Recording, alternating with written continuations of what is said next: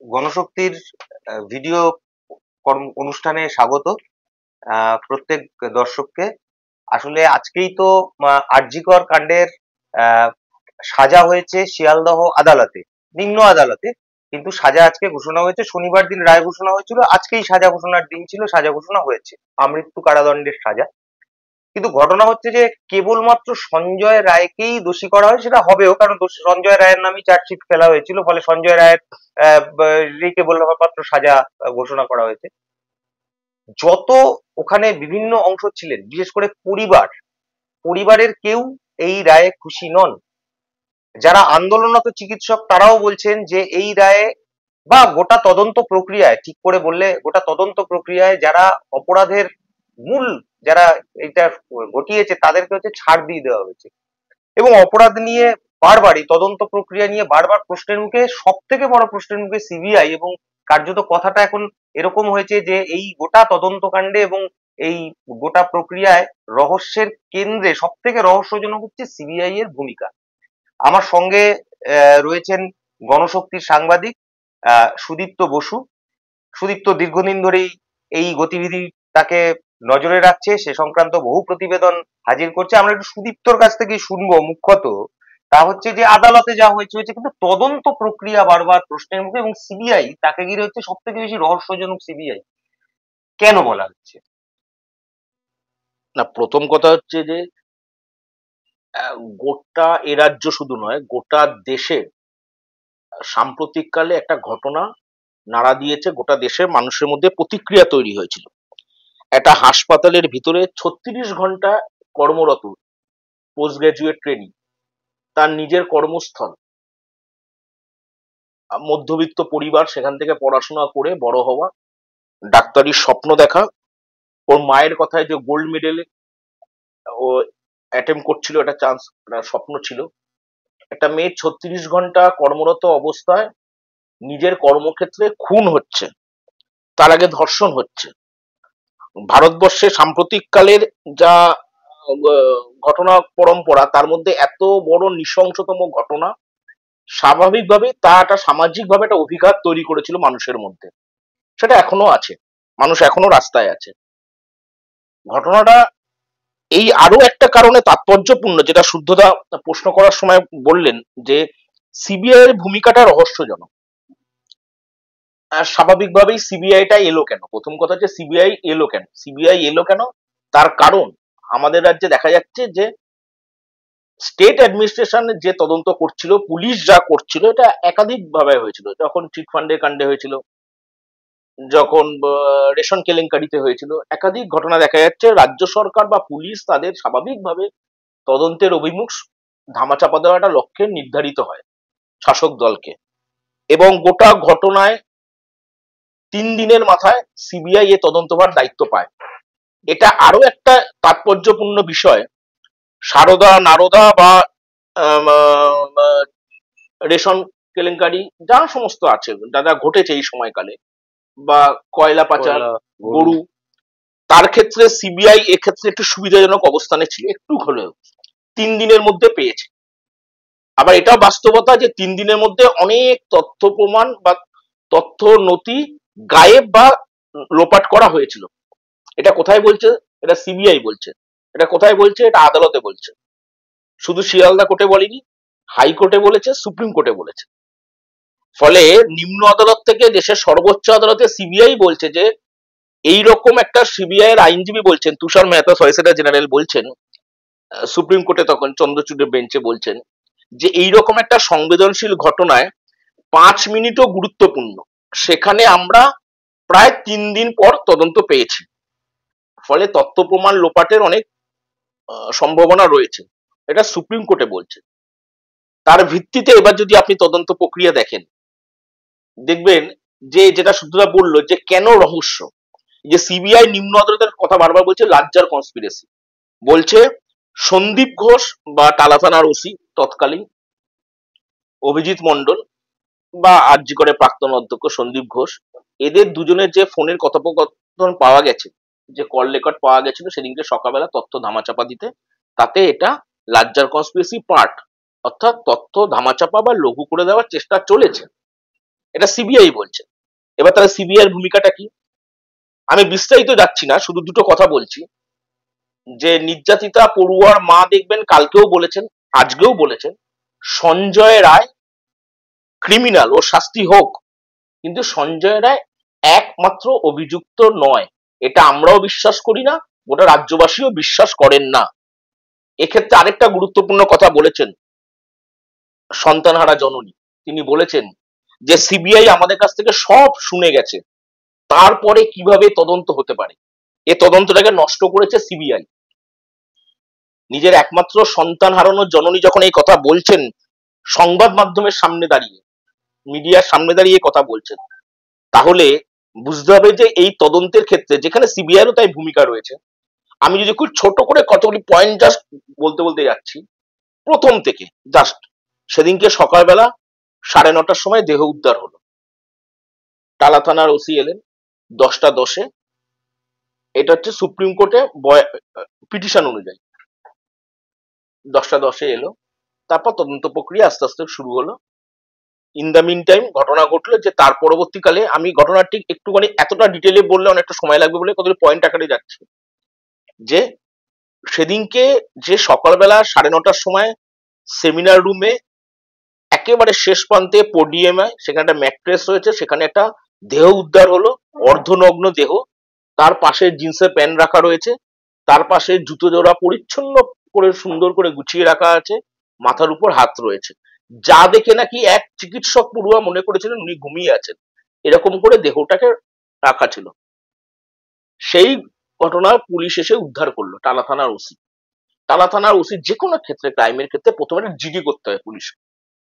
একটা অর্ধনগ্ন ক্ষতবিক্ষত রক্তাক্ত দেহ উদ্ধার করার পরে টালা থানার ওসি বা টালা থানা পুলিশ আধিকারিকরা প্রথম যে জিডিটা দায়ের করলো, সেটা বলা হলো যে আমরা একটা সংজ্ঞাহীন অবস্থায় একজনকে উদ্ধার করেছি, সংজ্ঞাহীন অবস্থায়, অচৈতন্য অবস্থায় রয়েছে। সেটা দেখে পুলিশ বুঝতে পারেনি যে ওটা ইতিমধ্যে সে মারা গেছে, তার অর্ধনগ্ন দেহ, কিন্তু স্বাভাবিকভাবে শুধু সংজ্ঞাহীন অবস্থায় উদ্ধার করেছে। এটা পুলিশের জিডি। তার পরবর্তীকালে বাবা মা এলো, তাকে দেখতে দেওয়া হলো না। দুদিন পরে যে আমাদের একটা ক্লিপিংস বেরোলো 4 মিনিটের, তাতে দেখা গেল গোটা সেমিনার রুমটা মেলার মতন ভিড়, মেলার মতন ভিড়ে সকলে আছে। কলকাতা পুলিশ 3 দফায় সাংবাদিক বৈঠক করলো যে এইটা হচ্ছে স্বাভাবিক এটা মানুষের মধ্যে ছিল, তারা দেখতে গেছে সবটা মিলিয়ে, কিন্তু গোটা ঘটনাস্থলটাকে আমরা কর্ডন করে রেখেছি। ইন দ্য মিন টাইম সেখানে লাল জামা পরা একজন ব্যক্তিকে দেখা গেল, তাকে বলা হলো কলকাতা পুলিশ ফিঙ্গারপ্রিন্ট বিশেষজ্ঞ।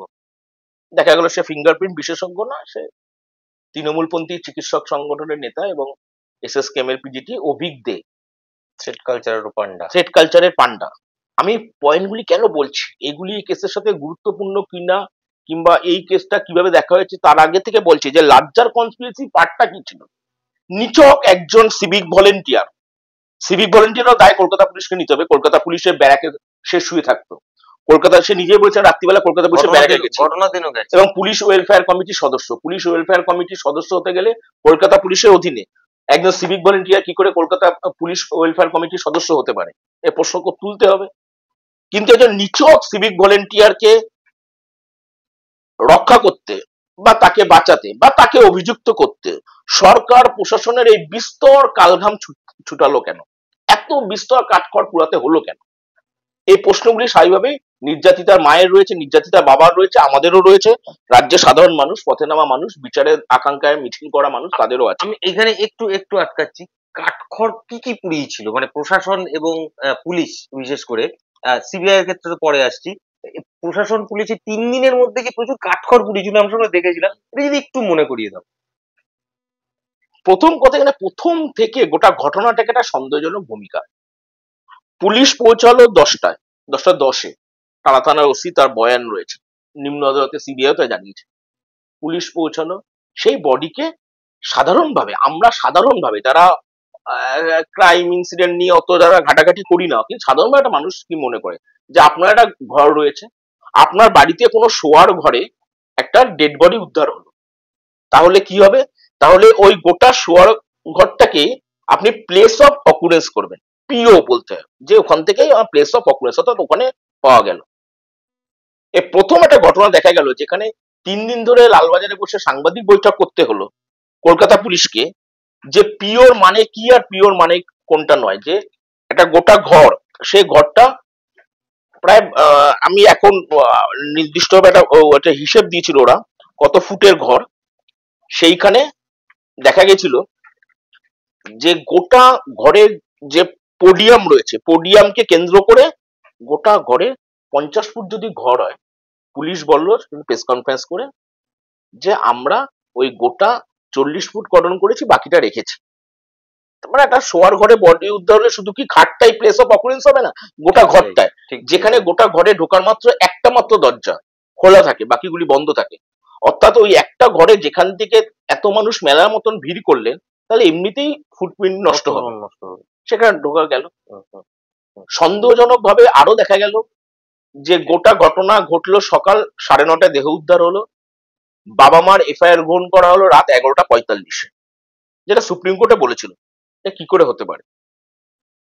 সন্ধে বিচারপতিও বলেছিল সন্ধে 7টা থেকে 8:30টার মধ্যে পোস্টমর্টম শেষ হলো, তারপরেও এফআইআর এ ওটা ইউডি কেস করা হলো। আনন্যাচারাল ডেথ পোস্টমর্টমের পরে কি করে আনন্যাচারাল ডেথ হতে পারে? কলকাতা পুলিশের ভূমিকার একাধিক অসঙ্গতি তখন থেকে তৈরি করা হলো। আরো রহস্যজনক, অন্তত আমার কাছে এটা একটা ওয়েব সিরিজের গল্পের মতন হতে পারে, যে একজন সিভিক ভলেন্টিয়ার তিনি হাসপাতালে এলেন, রাত্রিবেলা 4 তলায় ঢুকলেন, গোটা ঘটনাক্রম সিসিটিভির ফুটেজ অনুযায়ী 29 মিনিটের মধ্যে গোটা ঘটনাক্রম তিনি করলেন। তারপর তিনি বেরিয়ে গেলেন, বেরিয়ে গিয়ে তিনি সোজা আবার চলে গেলেন পুলিশ ব্যারাকে, সেখানে গিয়ে জামা কাপড় হাত মুখ ধুয়ে রাতে ঘুমোলেন। তারপর তিনি আবার পরের দিন ঘটনাস্থলে এলেন যে কি হচ্ছে দেখতে। তারপরে সেখান থেকে পুলিশ তাকে তুলে নিয়ে গেল লালবাজারে, তার পরের দিন তাকে ডিটেনশন করলো, তারপর সেখান থেকে তাকে প্রডিউস করলো কোর্টে। ফলে গোটা ঘটনাটায় একজন অপরাধী সে আবার নিজে এলো, এসে দেখতে গেল যে গোটা ঘটনাটা কি হচ্ছে, সেই অবস্থায় পুলিশ তাকে পেয়ে গেল। ফলে আমাদের প্রথম থেকে গোটা ঘটনায় একটা সন্দেহ পুলিশ নিজে তৈরি করেছিল, যে কারণে আরো এটা বাড়তে শুরু করলো। যে ধরুন স্টেট অ্যাডমিনিস্ট্রেশন, মুখ্যমন্ত্রী আজকে বলেছেন যে আমি চেয়েছিলাম, আমি খুশি নয়, শান্তি পাইনি, উনি শান্তি পেতাম, শান্তি পেলে ফাঁসি হলে শান্তি পেতাম, উনি ফাঁসি হলে শান্তি পেতেন, কিন্তু উনি প্রথমেই যেটা সন্দীপ ঘোষকে শান্তিটা পেতে দিয়েছিলেন, সেটা হচ্ছে সন্দীপ ঘোষকে উনি ওখান থেকে ট্রান্সফার করলেন, বা বললেন যে আমি উনি পদত্যাগ করলেন, আমি ওনাকে সরিয়ে দিলাম। রাজ্যের একটা বড় মেডিকেল কলেজ হাসপাতাল, সেখান থেকে উনি ট্রান্সফার করে আরো কাছাকাছি কলকাতার প্রাণকেন্দ্রে নিয়ে আসা হলো, ন্যাশনাল মেডিকেল কলেজে থেকে ট্রান্সফার করা হলো। এবং আমার কাছে তথ্য রয়েছে, এবং এটা সরকারি বিজ্ঞপ্তিতে, যে মুখ্যমন্ত্রী যেদিন করেছিলেন ওটা সোমবার ছিল, শুক্রবার গোটা ঘটনা, সোমবার দিন সকালবেলা, তার পরের দিন মানে শুক্রবার ঘটনা ঘটলো, সোমবার দিন সন্দীপ ঘোষ পদত্যাগ করলেন, মানে বললেন আমি করছি। তারপর মুখ্যমন্ত্রী করলেন সন্ধ্যেবেলায় জয়েন করতে পারিনি, এখানে ছাত্ররা বিক্ষোভ করেছে। কিন্তু দেখা যাচ্ছে সরকারি বিজ্ঞপ্তি অনুযায়ী মুখ্যমন্ত্রী সোমবার ঘোষণার আগেই, অর্থাৎ ঘটনার 2 দিনের মধ্যে, রবিবারেই সে বিজ্ঞপ্তি মেমো মানে বিজ্ঞপ্তি এটা করা হয়েছিল, সেটাকে সেই নির্দেশিকার মেমো নাম্বার সেই রয়েছে, যে মেমো নাম্বারে দেখা যাচ্ছে যে 11 তারিখে হাসপাতালের তৎকালীন সুপার সঞ্জয় বরিষ্ঠকে যখন মানে অপসারণ করা হলো, সেটা হচ্ছে রবিবার হলো। আর স্বাস্থ্য দপ্তরের নির্দেশিকা দেখা যাচ্ছে 12 তারিখে সোমবার বিজ্ঞপ্তি দেওয়া হয়েছে যে বুলবুল ব্যানার্জি নতুন যাকে সুপার করা হলো তাকে দায়িত্ব দেওয়া হলো। সেই মেমো নাম্বার, পরপর দুটো মেমো নাম্বারের মধ্যে দেখা যাচ্ছে যে মেমোতে সন্দীপ ঘোষকে বদলি করা হচ্ছে ন্যাশনাল মেডিকেল কলেজে, সেই তারিখটা আগের তারিখ, আচ্ছা একদিন আগের, পরে সেটা মেমো নম্বরটা তারিখটা তারপরে প্লেস করা হয়েছে। এটা একটা জালিয়াতি, অর্থাৎ পুরো চিত্রনাট্য সাজানো ছিল, পরের নির্দেশটা আগে হয়েছে, তাকে সাজানো ছিল, সেই অবস্থায় বদলি করা হয়েছে। আমি সেটার মধ্যে এতটা ডিটেলে ঢুকছিও না, কিন্তু গোটা পুলিশের ভূমিকা নিয়ে প্রথম থেকে যে প্রশ্ন ওঠে, এবং মুখ্যমন্ত্রী সেই প্রশ্নকে আরো বৈধতা দেওয়া শুরু করলেন হাসপাতালের হাসপাতালের অধ্যক্ষের পাশে দাঁড়ানো, যে অধ্যক্ষ থ্রেড কালচারে পান্ডা, এই নির্যাতিতা, তার বাবা মা যে বয়ান দিয়েছে সিবিআই, যে নিজের গবেষণাপত্র, তার জন্য 15 লক্ষ টাকা চাওয়া, অধ্যক্ষের কাছে যাওয়া, তাকে হুমকির মধ্যে পড়া, তাকে উচ্চ শীর্ষ মহলে জানানো, অভিযোগ করেছিল যে আমি অভিযোগ করব বলে হুঁশিয়ারি দিয়েছিল। তার পরবর্তীকালে এই গোটা ঘটনা যুক্ত আছে কিনা এটা সিবিআই দেখার কথা। সেটা সিবিআই কেন দেখতে পারলো না বা সিবিআই দেখতে চাইলো না সেটা প্রশ্ন। কিন্তু আমার নির্দিষ্ট দুটো শুধু প্রশ্ন, যে যারা বোঝেন, যারা দেখছেন এটা, যে সিবিআই সেন্ট্রাল একটা দেশের অন্যতম কেন্দ্রীয় গোয়েন্দা সংস্থা। আচ্ছা, এটা ক্লাস 4 এর বাচ্চা বুঝবে যে সিবিআই যে কোনো তদন্তে সিবিআই এর কাছে সব থেকে প্রাধান্য পায় কেন্দ্রীয় প্রতিষ্ঠানের রিপোর্ট। সিবিআই চার্জশিট দিল 7ই অক্টোবর, আর সিএফএসএল অর্থাৎ central forensic science laboratory, CBI নিজেই তাদের আমন্ত্রণ জানিয়েছিল যে আপনারা এসে একটুখানি। সিএফএসএল 14ই আগস্ট, যে রাতে গোটা শহর গোটা দেশের মানুষ রাস্তায়, রাত দখল, সেই দিন 14ই আগস্ট সিএফএসএল এর টিম আরজিকরে এলো, গোটা আরজিকর ঘুরলো, তারা একটা রিপোর্ট তৈরি করলো। সেই রিপোর্টটা তারপরে তাকে 12ই সেপ্টেম্বর সেই রিপোর্টটা দিয়ে দেওয়া হলো সিবিআই। সিবিআই চার্জশিট দিচ্ছে 7ই অক্টোবর, মাঝে প্রায় 25 দিন সময় পেয়েছে, 3 সপ্তাহ বেশি। সিএফএসএল এর গোটা রিপোর্টটাকে ধামাচাপা দিয়ে সিবিআই চার্জশিট দিয়েছে। অতীতে, সাম্প্রতিক ইতিহাসে একটা এরকম ঘটনার নজির নেই। আরজিকর এখানেই ব্যতিক্রম।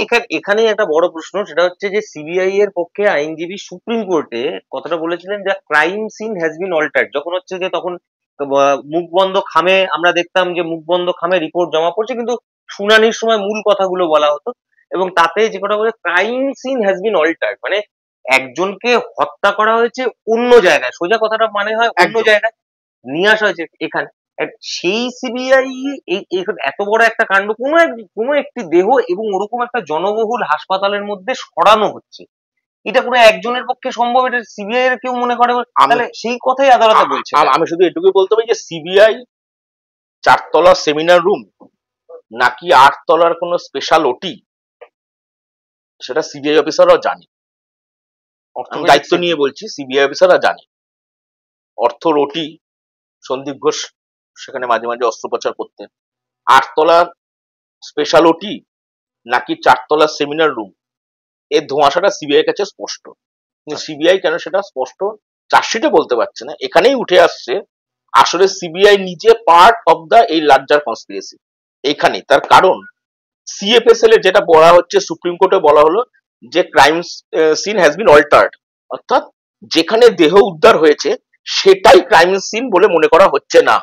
আর সিএফএসএল এর রিপোর্ট বলা হলো কি, central forensic science laboratory report বললো যে 4 তলার সেমিনার রুমটা নার্সিং স্টেশনের পাশ দিয়ে গেলে বোঝা যাবে, ওখানটায় 4 তলায় নার্সিং স্টেশনের পাশ দিয়ে ওই চেস্ট মেডিসিনের সেমিনার রুমে যাওয়ার রাস্তাটা এতটা সরু প্যাসেজ আছে, এবং সেই নার্সিং স্টেশনে 24x7 নার্স বা আয়া বা হাসপাতালের স্টাফ তারা রয়েছে, এবং 14ই আগস্ট যখন তারাও গেছিল রাত্রিবেলা, দেখেছে রাত্রিবেলা লোকজন রয়েছে, রিপোর্টে রয়েছে, বিস্তারিত লিখেছে।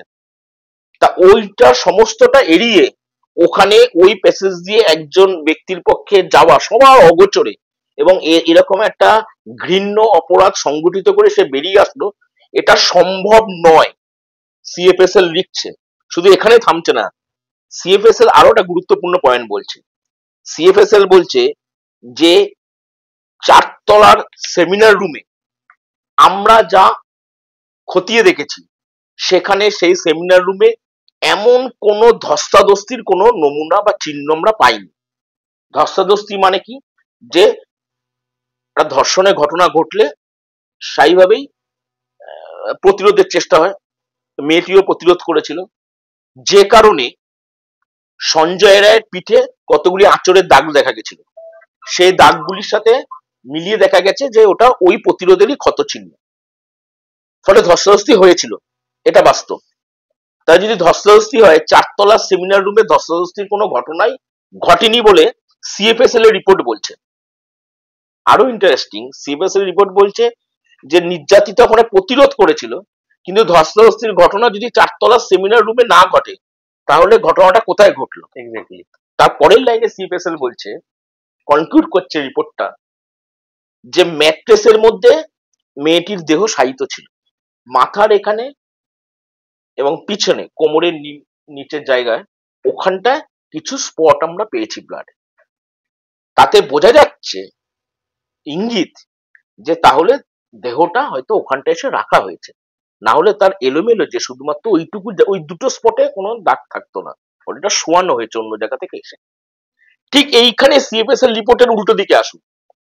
এই সিবিআই 11 জন স্পেশালাইজ চিকিৎসককে নিয়ে গোটা দেশের, তাদের নিয়ে এমআইএমবি, এটাকে বলে মাল্টি ইনস্টিটিউশনাল মেডিকেল বোর্ড, আদর্শ কুমারের নেতৃত্বে এইমস এর চিকিৎসক, তাতে সফদরজাং আছে, রাম মনোহর লোহিয়া আছে, তাদের হাসপাতালের সব বিশিষ্ট চিকিৎসকদের নিয়ে একটা বোর্ড গঠন করলো। সেই বোর্ড কিছু রিপোর্ট দিল। আমি এটা বলছি এই কারণে, যেটা জেনে রাখা ভালো। সে বোর্ডের কাছে সিবিআই একাধিক প্রশ্ন করলো, 9টার মতন প্রশ্ন করেছে। সিবিআই প্রশ্ন করেছে, তারা উত্তর দিয়েছে। এটা হয় দেখবেন, আপনি এমন কিছু প্রশ্ন মানুষকে করতে পারেন যে আপনি যে কাঙ্ক্ষিত উত্তরটা শুনতে চাইছেন সেই রকম ভাবেই প্রশ্নটা করা হয়। সিবিআই প্রশ্নের ধরন দেখে অন্তত আমার তাই মনে হয়েছে। ধরুন সেখানে 3 নম্বর একটা প্রশ্ন ছিল, 3 নম্বর পয়েন্টে। এটা খুব গুরুত্বপূর্ণ, মানে এইটা মানে সিবিআই ফ্যালাসিটা, যে সেখানে 3 নম্বরে একটা প্রশ্ন ছিল যে আচ্ছা এই ঘটনাটা, এই ক্রাইমটা কি একজনের পক্ষে করা সম্ভব? এটা সিবিআই খুব নিষ্ক্রিয় ভাবে এবং তাকে প্রশ্ন করেছে এমআইএমবি কে, মেডিকেল ইনস্টিটিউশন বোর্ডকে, মাল্টি। এক সেকেন্ড, আমি প্রশ্নগুলি জাস্ট বলতে চাইছিলাম, এই প্রশ্নগুলিকে বলতে চাইছিলাম। 9টা প্রশ্ন করেছিল, প্রতিটা প্রশ্নের উত্তর বা প্রতিটা প্রশ্নের ধরন বোঝা যাচ্ছে সিবিআই শুনতে চাইছে এমন কোন উত্তর তারা চিকিৎসক মহলের কাছে জানতে চাইছে। যেমন যে প্রশ্নটা করেছিল যে আচ্ছা ঘটনাটা কি একজনের পক্ষে সম্ভব? স্বাভাবিকভাবে এমআইএমবির যে রিপোর্ট, তারা বলেছিল আরজি করে নির্যাতিত পড়ুয়া চিকিৎসকের মুখে, ঘাড়ে এবং যোনিতে যে ধরনের এবং যে মাত্রায় আঘাতের চিহ্ন পাওয়া গিয়েছে তা একজনের পক্ষেও করা সম্ভব, এই সম্ভাবনাকে উড়িয়ে দেওয়া যায় না। এটা একজনের পক্ষে করা সম্ভব, সেই বিশেষজ্ঞ কমিটি রিপোর্ট বললো একজনের পক্ষে করা সম্ভব, এই সম্ভাবনাকে উড়িয়ে দেওয়া যাচ্ছে না। প্রশ্ন যদি এটা হতো যে এটা কি একাধিক জনের পক্ষে করা সম্ভব, তাহলে তো একই উত্তর আসতো যে এই সম্ভাবনা উড়িয়ে উড়িয়ে দেওয়া যাচ্ছে না। ফলে ফ্যালাসিটা হচ্ছে যে আপনি কোন প্রশ্নের উত্তর জানতে চাইছেন। মমতা ব্যানার্জি চাইছে কোনটা, সিবিআই চাইছে কোনটা, কাঙ্ক্ষিত উত্তর, সে কাঙ্ক্ষিত উত্তরই এই গোটা পর্যায়ক্রমে আসছে। যেমন এই এমআইএমবি 9টা কোশ্চেনে, এই 9টা প্রশ্নেরই উত্তরে 4 নম্বর, 5 নম্বর, 6 নম্বরে উত্তর দিয়েছে যে প্রবল ধস্তাধস্তি হয়েছিল এই পড়ুয়া চিকিৎসক বাঁচার মরিয়া চেষ্টায় মারা, মানে তার যখন আপুর আক্রমণ হচ্ছে তখন সে বাঁচার মরিয়া চেষ্টায় প্রতিরোধ করেছিল, মারাত্মকভাবে প্রতিরোধ করেছিল শেষ খড়কুটো আশ্রয় বাঁচার জন্য। ফলে ধস্তাধস্তির চিহ্ন রয়েছে, ক্ষত চিহ্ন রয়েছে, এমআইএমবি বলছে। এই এমআইএমবি রিপোর্টটা দিল 21শে সেপ্টেম্বর, অর্থাৎ সেপ্টেম্বর মাসের 21-এর মধ্যে এমআইএমবি রিপোর্ট সিবিআই হাতে, সিআইপিএসএল এর রিপোর্ট হাতে। ধস্তাধস্তি হয়েছে, কিন্তু 4 তলায় ধস্তাধস্তি হয়নি, এটা মুদ্রা কথা। এত কঠিন জটিল করে না করে, ধস্তাধস্তি ঘটনা ঘটেছে, ধর্ষণের ঘটনা, কিন্তু 4 তলায় কোনো প্রমাণ পাওয়া যায়নি যেখানে ধস্তাধস্তি হয়েছে। তাহলে কোথায় হলো? প্লেস অফ অকুরেন্সটা কি, অকুস্থলটা কোথায়? একটা এত বড় ঘটনা, গোটা দেশের মানুষ তাকিয়ে আছে, গোটা রাজ্যের মানুষ তাকিয়ে আছে, হাজারো মিডিয়া, সিবিআই সে প্রশ্নের উত্তর দেয়নি, সে প্রশ্নের উত্তর সিবিআইও দিল না। আচ্ছা আদালতে এই প্রশ্নের মীমাংসা না করে কি করে এগোতে পারছে? অকুস্থলটা কোথায়? 4 তলাতেই কি হয়েছে? তাহলে কি সিএফএসএল রিপোর্ট ভুল ছিল? সিবিআই কিছুটা বলুক। অকুস্থল কোথায় সেটা না জানার পরবর্তীতে কিভাবে এতটা এগোতে পারে? অকুস্থলটা কোথায়, কজন, এটা বলতে পারিনি সিবিআই। এবং প্রথম আমরা দেখলাম যে সেন্ট্রাল অর্গানাইজেশনের রিপোর্টকে সিবিআই খারিজ করছে। আমার আর শুধু জাস্ট আমি সংক্ষেপে আর 2-3টে শুধু কথা বলতে, আমার কতগুলি প্রশ্ন রয়ে গেল এখন। যেমন প্রশ্ন রয়ে গেল, সিবিআই বলল যে গোটা ঘটনাক্রমে সেদিনকে বাবা মা তারা বারে বারে বলেছিল যে দ্বিতীয়বার ময়নাতদন্ত হবে। কেন ময়নাতদন্ত দ্বিতীয়বার পুলিশ করলো না?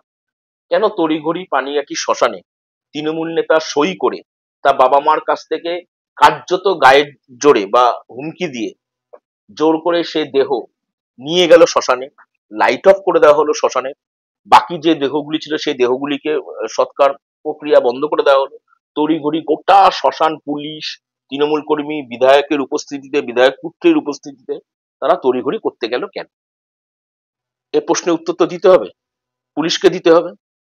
এ প্রশ্নের উত্তর দিতে হবে পুলিশ প্রশাসনকে, টালা থানার ওসিকে, বিধায়ককে। সিবিআই বললো এটা গুরুতর তথ্য প্রমাণ লোপাটের অংশ। বাবা মা বললো আমরা ময়নাতদন্ত চেয়েছিলাম, কিন্তু ময়নাতদন্ত করা হয়নি। বললো এটাও গুরুতর তথ্য প্রমাণ লোপাটের অংশ। এই গুরুতর তথ্য প্রমাণ লোপাটের অংশ আদালতে বলছে। গুরুতর তথ্য প্রমাণ লোপাটের অংশ রিমান্ড পিটিশনে, সাংবাদিকরা যে রিমান্ড পিটিশন পায় হাতে, সেই রিমান্ড পিটিশনে গুরুতর তথ্য প্রমাণের প্রতিটা নোট রয়েছে। চার্জশিটে তার প্রতিফলন কোথায়? চার্জশিটে দেওয়া হয়নি। চার্জশিটে যেটা বলতে পারছে না সেটা আদালতে বলছে। আদালতে রিমান্ড পিটিশনে যেটা সিবিআই লিখছে হাতে করে, সেটা চার্জশিটে প্রতিফলন হচ্ছে না। চার্জশিটে যা প্রতিফলন হচ্ছে এটা বিনীত গোয়েলের প্রেস কনফারেন্সের প্রতিফলন চার্জশিটে আসছে। কিন্তু চার্জশিটে সিবিআই নিজের যে অবস্থা, নিজের যে কথা তারা লিখিত দিয়েছে পিটিশনে, তার নেই। আমার কাছে রিমান্ড পিটিশন গুলি আছে, পড়লে বোঝা যাবে কি কি রিমান্ড পিটিশন গুলি আছে। আমাকে স্পষ্টভাবে কতটুকু উত্তর বলতে হবে যে সেদিনকে সকালবেলা অভিক দিয়ে কি করে সেখানে এলো। সেদিনকে সকালবেলা বর্ধমান ইয়ে থেকে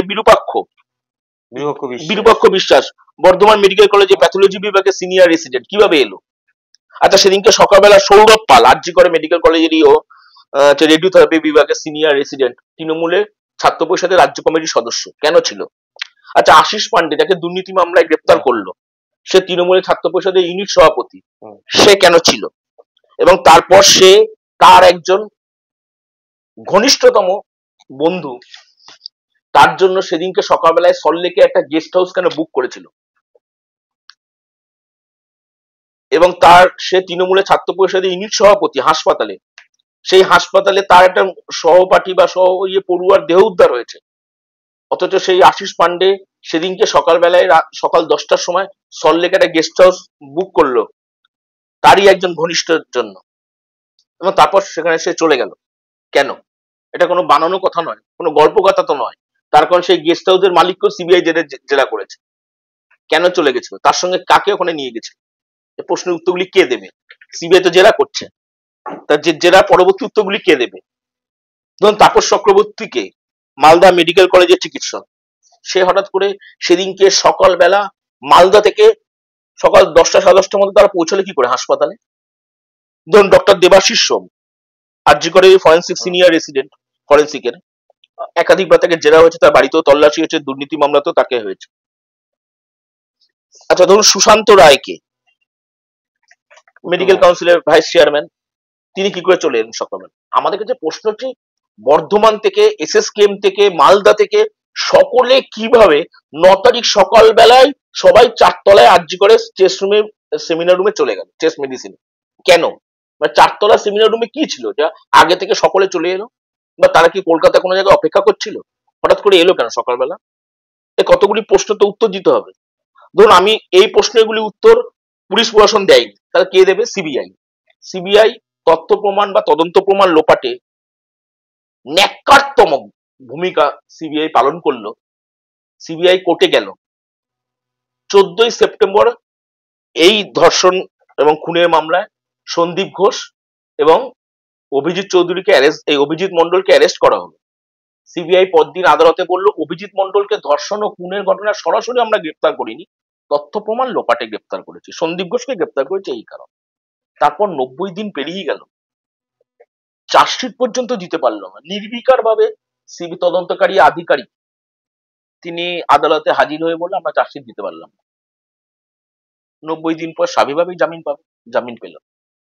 তাহলে এইরকম একটা ঘটনায় সিবিআই, আবার এই সিবিআই নিম্ন আদালতে বলেছে যে সঞ্জয় রায়ের বিরুদ্ধে বায়োলজিক্যাল এভিডেন্স পেয়েছে, আমরা সঞ্জয় রায় ক্রিমিনাল, সঞ্জয় রায় শাস্তি হোক, এটা নিয়ে কোনো প্রশ্ন নেই। প্রশ্ন হচ্ছে সঞ্জয় রায়ের পিছনে কে? একজন সিভিক ভলেন্টিয়ারের জন্য গোটা অ্যাডমিনিস্ট্রেশন এত গলা পর্যন্ত জলে নামবে না। এটা কিন্তু আচমকা ঘটনা, এটা সংগঠিত আচমকা ঘটনা নাকি সংগঠিত, নাকি গোটা দুর্নীতিতন্ত্র, যেটা গোটা মেডিকেল কলেজ হাসপাতালগুলিতে কিট পাচার থেকে শুরু করে হাসপাতালের সরঞ্জাম থেকে শুরু করে এমনকি মৃতদেহ স্যালাইনের ঘটনা যা হয়েছে, ঠিক অবিকল ভাবে তাই হলো।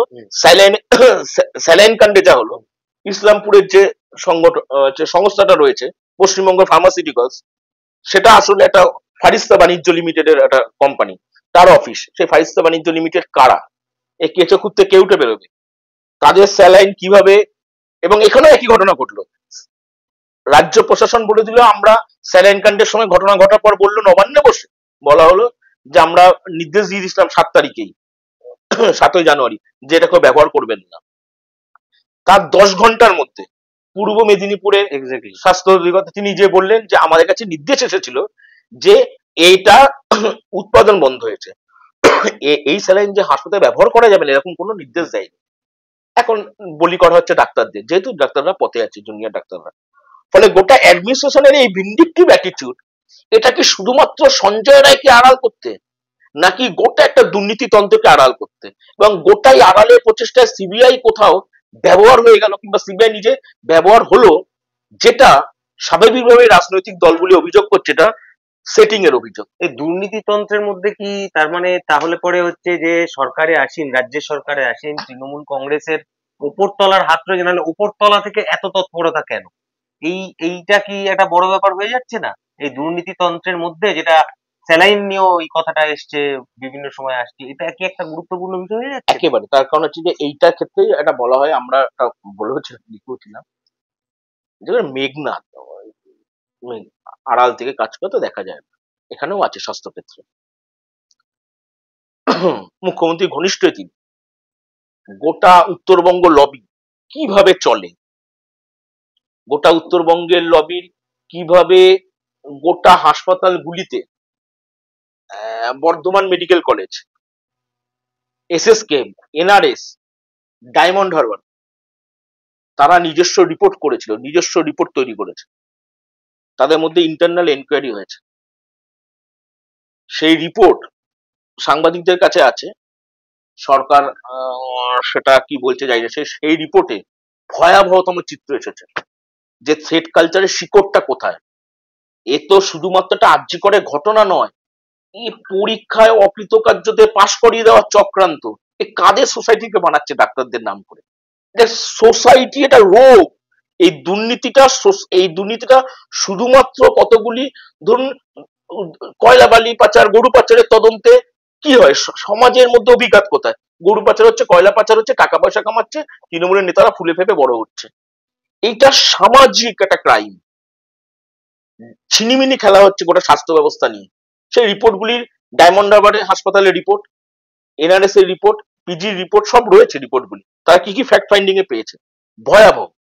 আমি যে কারণে বলছি যে এটা একটা প্রাতিষ্ঠানিক খুন, এটা ইনস্টিটিউশনাল কিলিং, এটা প্রাতিষ্ঠানিক খুন, গোটা ব্যবস্থার বিরুদ্ধে আড়াল করতে, গোটা ব্যবস্থার এই দুর্নীতিতন্ত্রটাকে আড়াল করতে, এবং তাতে যা যা বোঝাপড়া করতে হয় সিবিআই ওই খাঁচায় বন্দি তোতা পাখি, তারপর এ তো তোতা পাখিরও অধম হয়েছে।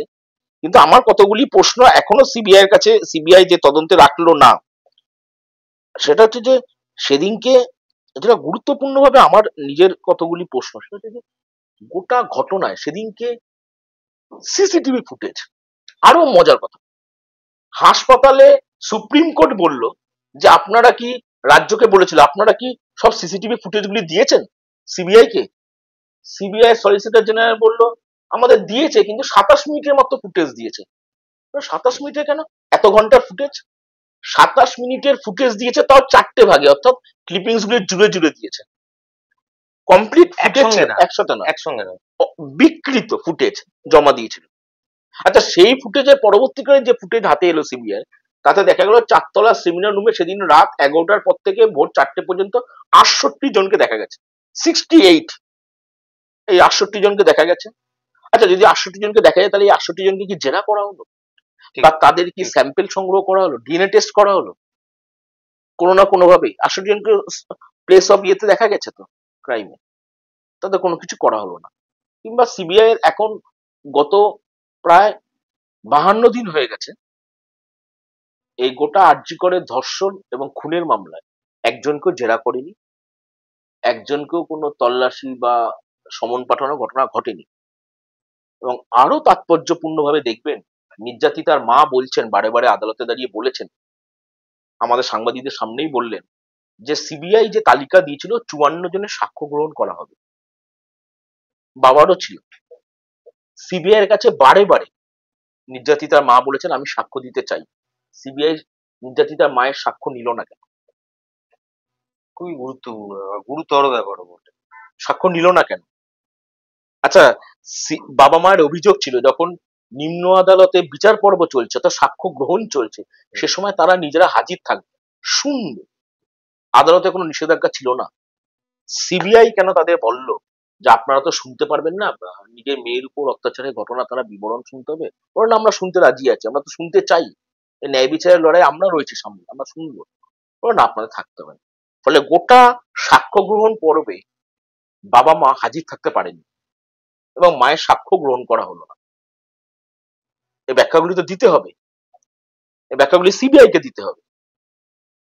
এই কতগুলি প্রশ্ন গুরুত্বপূর্ণভাবে আসছে এই কারণে যে সিবিআই এর অবস্থান, সিবিআই ধরুন 4th নভেম্বর এই সিবিআই শিয়ালদা নিম্ন আদালতে বলেছিল যে আমরা একজনের নামে চার্জশিট দিয়েছি, তার মানে এই নয় যে আর কেউ অভিযুক্ত নয়, আমরা খতিয়ে দেখছি, পরবর্তী সাপ্লিমেন্টে চার্জশিট দেওয়া হবে। নভেম্বরে সিবিআই আদালতে যা বলছে, ডিসেম্বরে সেই সিবিআই আদালতের থেকে উল্টো কথা বলা শুরু করলো। মাঝের 1 মাসে বদলে গেল কেন সিবিআই এর অবস্থান?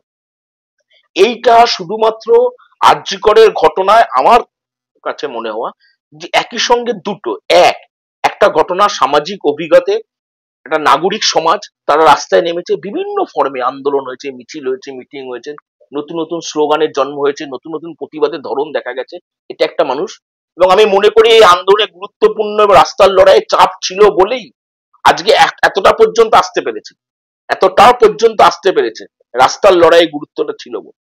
এবং একই সঙ্গে এইরকম একটা সংবেদনশীল ঘটনাতেও সিবিআই এর মতন অর্গানাইজেশন, যেটা গোটা রাজ্যের মানুষের কাছে যার বিশ্বাসযোগ্যতা তলানিতে চলে গেল, তারা এতটা পর্যন্ত ঝুঁকি নিল কেন? আমার প্রশ্ন, সিবিআই এতটা ঝুঁকি নিল কেন নিজেদের রেপুটেশনের প্রতি? এতটা ঝুঁকি নিল কেন? তাহলে কোথা থেকে খেলা হচ্ছে, কোথা থেকে চাপ আসছে? এটা তো বলতে হবে সিবিআই কে। যে কারণে গোটাটা আরজি করের ঘটনায় ন্যায় বিচারের লড়াইটা এখনো জারি আছে, এই কারণে যে আজকে বিচারক যে কারণে, নিম্ন আদালতের বিচারক যে কারণে খুব গুরুত্বপূর্ণভাবে মন্তব্যটা করেছেন যে এটা বিরলের মধ্যে বিরলতম ঘটনা মনে করছেন। এটা বিচারের এখতিয়ারভুক্ত, বিচারক মনে করতে পারেন, অনেকগুলি প্রভিশন আছে, প্রেজুডিস আছে, সেটা আমি আর ব্যাখ্যা করছি না, কিন্তু এটা বলেছেন। ফলে সিবিআই এমন কোন তথ্য প্রমাণ বা এমন কিছু ভাবে কেসটাকে প্রেস করতে পারিনি যেটাতে সর্বোচ্চ ক্যাপিটাল পানিশমেন্টে যেতে পারে। সেটা ক্যাপিটাল পানিশমেন্টে যাওয়া উচিত, আমি সেই বিতর্কের মধ্যে যাচ্ছি না, কিন্তু তাহলে এই কেসটা বা এই মামলাটা এখানেই শেষ তা নয়, এখানেই শেষ নয়। উত্তর খোঁজার এখনো সুযোগ রয়েছে, করতে হবে। সেটা তদন্তকারী সংস্থার উপর চাপ তৈরি করতে হবে। আগামী 22 তারিখে সুপ্রিম কোর্টে মামলা রয়েছে, তার কারণ বাবা মা তারা সুপ্রিম কোর্টে গেছেন, 37টা প্রশ্ন তোলা হয়েছে সিবিআই এর অসঙ্গতি নিয়ে, তদন্তের অসঙ্গতি নিয়ে 37টা প্রশ্ন সুপ্রিম কোর্টকে জানানো হয়েছে। তার ভিত্তিতে সেটা মামলা আছে, আগামী 22 তারিখে তার শুনানি আছে। ফলে সে লড়াইটা রয়েছে। একই সঙ্গে রাস্তার লড়াইটাকে জোর করতে হবে, এই যে উত্তরহীন প্রশ্নগুলিকে তার উত্তরটা বের করে আনা। ঠিক, আপনারা দীর্ঘ সময় শুনলেন, সকলকে ধন্যবাদ। অনেকগুলো প্রশ্ন রয়েছে যার কোনো উত্তর মেলেনি, উত্তর খুঁজে বের করতে হবে সমাজের জন্য, সমাজের ভবিষ্যতের জন্য। আজকে আপাতত এই আলোচনা এই অবধি থাক। সকলকে ধন্যবাদ, পরে দেখা হবে। এই ভিডিওটিকে লাইক করুন, আপনার গুরুত্বপূর্ণ মতামত কমেন্টের মাধ্যমে আমাদের জানান এবং আমাদের চ্যানেলের ভিডিও সবার আগে দেখার জন্য ইউটিউবে গণশক্তিকে সাবস্ক্রাইব করুন, ফেসবুকে ফলো করুন এবং শেয়ার করুন আপনার পরিচিতদের মধ্যে। আমাদের চ্যানেলে আপলোড হওয়া ভিডিও নোটিফিকেশন পেতে বেল আইকনটি ক্লিক করতে ভুলবেন না।